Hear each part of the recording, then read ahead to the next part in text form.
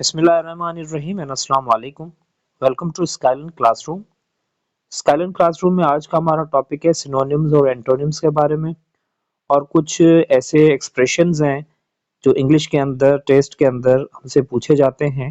तो आइए आज हम पढ़ते हैं कुछ सिनोनिम्स और कुछ एंटोनिम्स के बारे में, और कुछ ऐसे सवालात जो अक्सर टेस्ट के अंदर हमसे पूछे जाते हैं।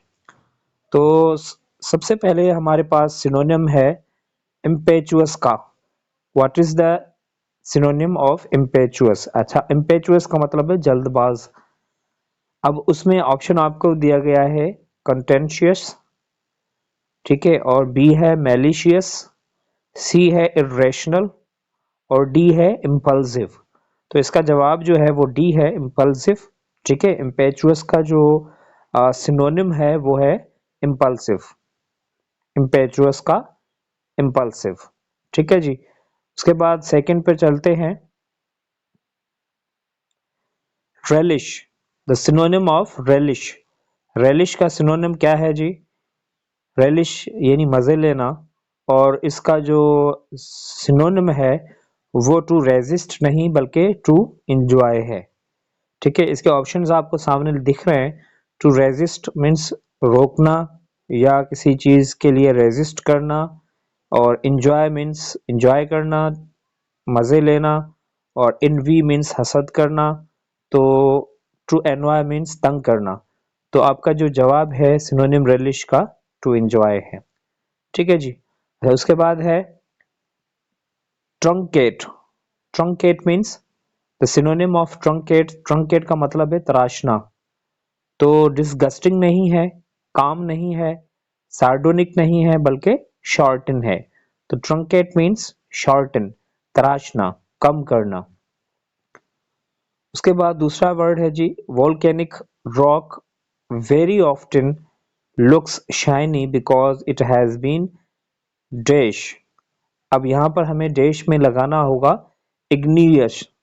इग्नियस, ठीक है। इग्नियस मीन्स जो वोल्केनिक रॉक्स जो होते हैं वोल्केनो के, वो तकरीबन चमक रहे होते हैं ना, क्योंकि आग की वजह से। तो इग्नियस तो होगा यहाँ पर। विट्रियोलिक नहीं होगा, पेट्रिफाइड नहीं होगा, विर्चुअस भी नहीं होगा, बल्कि होगा इग्नियस। ठीक है जी। उसके बाद है a figure of speech which contains an exaggeration for emphasis is called. यानी एक ऐसा फिगर ऑफ स्पीच जो कि किसी बात को बढ़ा चढ़ाकर या जोर देकर बोला जाए, तो वो आपका ओवरटोन नहीं होता, रिटोरिक नहीं होता, एक्सटेंडेड मेटाफर भी नहीं होता, वो होता है hyperbole. So hyperbole a figure of speech जिसमें आप एग्जैजरेशन करें। ठीक है ना, एक से मतलब हद से ज्यादा किसी को बढ़ा चढ़ाकर बोलना या किसी चीज के बारे में बोलना। अच्छा, उसके बाद है अ टाइप ऑफ लिटरेचर और आर्ट और music characterised by its particular subject और स्टाइल इज कॉल्ड। यानी एक लिटरेचर का एक ऐसा टाइप या कोई आर्ट का या म्यूजिक का जिसमें किस खास किस्म की कैरेक्टरिस्टिक्स हों, ठीक है ना, खुसूसियात हों, उसे आप क्या कहते हैं? जेनिटिव कहते हैं, जीनियस कहते हैं, या जिनोम कहते हैं, या फिर जॉनरा कहते हैं। ठीक है, तो हम हमारा जवाब तो यही होगा, जॉनरा होगा, कि जो डी है किसी पर्टिकुलर स्पेसिफिक जो आर्ट का जो लिटरेचर का मतलब हिस्सा होता है ना, उसको कहते हैं। स्पेसिफिक पार्टिकुलर होता है। अच्छा, उसके बाद है साइनेस्थेसिया। साइनेस्थेसिया का मतलब क्या है? तो इसका मतलब है यूनिफिकेशन ऑफ सेंसेस। यानी सेंसेस जो हमारे होते हैं, 5 किलो जो हमारे सेंसेस हैं, उनका यूनिफाई होना, मिल जाना एक दूसरे के साथ।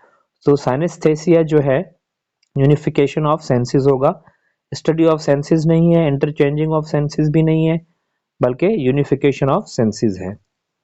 उसके बाद है which of these sentences does not contain an adverb.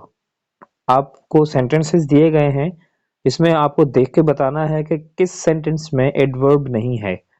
अब एडवर्ब क्या होता है जी? एडवर्ब होता है जो बताए हमें वर्ब के बारे में, उसका या तो टाइम बताए, एडवर्ब ऑफ टाइम होता है, एडवर्ब ऑफ प्लेस होता है, और एडवर्ब ऑफ क्वांटिटी होता है, ठीक है, और एडवर्ब ऑफ मैनर होता है। तो मैनर का जो मतलब जो है समझने के लिए, एडवर्ब ऑफ मैनर को समझने के लिए एल वाई किसी भी एडजेक्टिव के साथ, जैसे यहाँ पर हैप्पी है ये वाला, अब हैप्पी के साथ जो हम इस्तेमाल कर रहे हैं एल वाई हैप्पीली, तो ये एडवर्ब ऑफ मैनर को जाहिर करता है कि हैप्पी एडजेक्टिव है और इसमें एल वाई लगा दो तो एडवर्ब ऑफ मैनर बन जाता है। तो सिंपल सी बात है, इसमें एडवर्ब है, हमें चूज ऐसा करना है जिसमें एडवर्ब ना हो, ठीक है। तो सारा वॉक्ड टू द शॉप्स, यहाँ पर एडवर्ब नहीं है। बाकी सब सब में आप देखें, सी में भी देखें एडवर्ब है। द मदर जेंटली, जेंटली क्या है, ये भी आपका एडवर्ब ऑफ मैनर आ गया यहाँ पर। और I visited my mom yesterday, yesterday adverb of time को शो करता है, तो इस वजह से बाकी सब में एडवर्ब है सिवाय छोड़कर बी को। अच्छा, उसके बाद है ओजियम। ओजियम का एंटोनिम क्या है? ओजियम कहते हैं कराहत को, ठीक है ना, यानी किसी से कोई अजीब किस्म की मतलब नफरत होना, बदबू होना, इस तरीके की कराहत होना, ठीक है ना। तो उसका जो एंटोनिम है वो है फ्रेग्रेंस, यानी खुशबू, ठीक है ना, किसी चीज से खुशबू का आना। अच्छा, उसके बाद है अपोजिट ऑफ फेबल। फेबल कहते हैं अफसाने को, ठीक है ना, किसी अनरियलिस्टिक जो चीज हो या अनरियलिस्टिक जो मतलब बात हो उसे कहते हैं।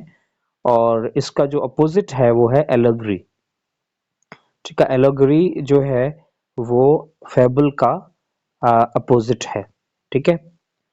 उसके बाद है अपोजिट ऑफ एम्पैथी। एम्पैथी कहते हैं हमदर्दी को, यानी किसी की जगह पर खुद को फील करना, किसी का दुख या तकलीफ खुद पे लेकर महसूस करना, उसे कहते हैं एम्पैथी।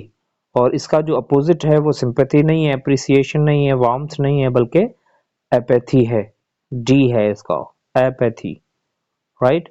अच्छा, उसके बाद है यांक। यांग का एंटोनिम क्या है जी? यांग का मतलब है खींच लेना, खींच लेना, यांक।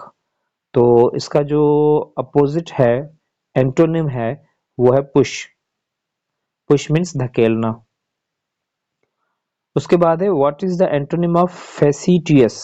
फेसिटियस, अब फेसिटियस का आपको बताना है एंटोनिम, जिसका मतलब है सीरियस।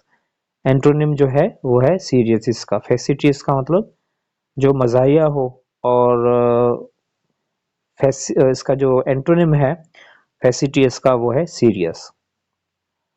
अच्छा, उसके बाद है अ रेड हेरिंग। अ रेड हेरिंग, रेड हेरिंग का मतलब क्या है? जो बुनियादी काम से तवज्जो हटा दे, कोई ऐसी चीज जो कि बुनियादी काम से तवज्जो हटा दे, ठीक है। तो argument that leads attention away, तो इसका मतलब यही होगा।